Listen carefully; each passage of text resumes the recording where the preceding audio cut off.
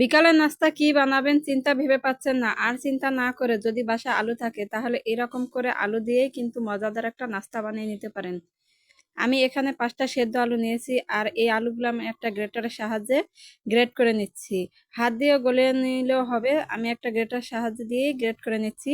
এর গ্রেট করা নেওয়া হয়ে গেছে আমার আলুগুলো। এরপর আলুর ভিতরে আমি 1 কাপ পেঁয়াজ কুচি, কিছু কাঁচামরিচ কুচি, 1 চামচ গোলমরিচের গুঁড়া, সামান্য পরিমাণ হলুদের গুঁড়া আর মরিচের গুঁড়া দিয়ে দিচ্ছি, 1 চামচ সয়া সস, স্বাদ মতো লবণ। এরপরে এর স্বাদটা একটু বাড়ানোর জন্য আমি এখানে একটা ম্যাগি মশলা দিয়ে দিলাম। দিয়ে এখন আমি একটা চামচের সাহায্যে আলুর সাথে এই উপকরণগুলো মিশিয়ে নিচ্ছি। মিশিয়ে নেওয়া হয়ে গেছে আমার। এরপরে আমি একটা ফ্রাই প্যানে সামান্য করে একটু তেল দিয়ে এতে আমি 2টা পেঁয়াজ কুচি দিয়ে এখন আমি পেঁয়াজটা ব্রাউন কালার করে ভেজে নিচ্ছি। পেঁয়াজটা কিন্তু অবশ্যই ব্রাউন কালার করে ভেজে নিতে হবে। পেঁয়াজটা আমার ব্রাউন কালার করে ভাজা হয়ে গেছে। এরপর আমি এই পেঁয়াজের ভিতর দিয়ে দিচ্ছি সেই আলুর মিশ্রণটা। দিয়ে আমি এখন পেঁয়াজের সাথে আলুর মিশ্রণটা মিশিয়ে একটু সময় নিয়ে ভেজে নিচ্ছি। ভেজে নিতে হবে এমনভাবে যাতে ফ্রাই প্যান থেকে এরকম আলুটা উঠে চলে আসে। ঠিক এরকম করে ভেজে নিয়ে একটা পুর তৈরি করে নিতে হবে। পুরটা কিন্তু আমার তৈরি করে নেওয়া হয়ে গেছে। এর ফাঁকে আমি একটু আটা মেখে নিয়েছি। যেহেতু আমরা সবাই আটা মাখতে পারি সেজন্য আমি আটাটা ভিডিওতে দেখালাম না। আটাটা মেখে আমি এরকম ডো তৈরি করে নিয়েছি। এরপরে এই ডোটা আমি একটা বড় সাইজে রুটি করে নিচ্ছি। রুটিটা কিন্তু একদম পাতলা হবে না, মোটা হবে না, ঠিক মিডিয়ামের মতো এরকম একটু হবে।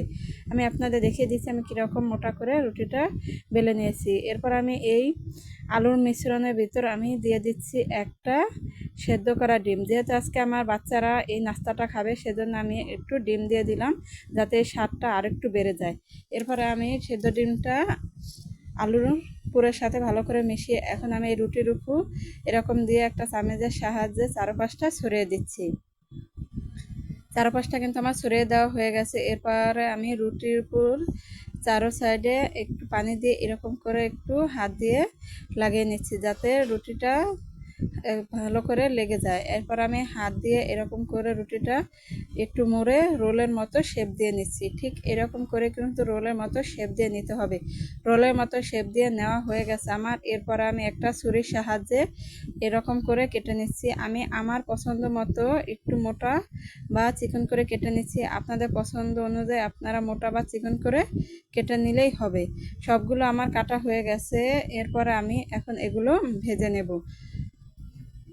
এর জন্য আমি একটা ফ্রাই প্যানে তেল দিয়ে দিলাম। তেলটা যখন হালকা গরম হয়ে যাবে এখন আমি এগুলো এক এক করে এই তেলের ভিতর দিয়ে দিচ্ছি। এই সময় চুলার জালটা মাঝারি হিটে রেখে আমি এগুলো ভেজে নেব। একটু মুচমুচা করে ভাজতে চাইলে তাহলে কিন্তু চুলার জালটা একদম লো হিটে রেখে ভেজে নিলেই কিন্তু হয়ে যাবে আমার আজকের অসম্ভব মজার বিকালের নাস্তা। যারা ঝটপট এরকম বিকালের নাস্তা খেতে পছন্দ করেন আশা করছি আমার আজকের রেসিপিটা তাদের কাছে ভালো লেগেছে। যদি ভালো লেগে থাকে তাহলে অবশ্যই একবার হলেও বাসা ট্রাই করবেন। আর কেমন হয়েছে আমাকে কমেন্ট করে জানিয়ে দেবেন। আর কথা না বাড়ি এখানে বিদায় নিচ্ছি। আল্লাহ হাফেজ।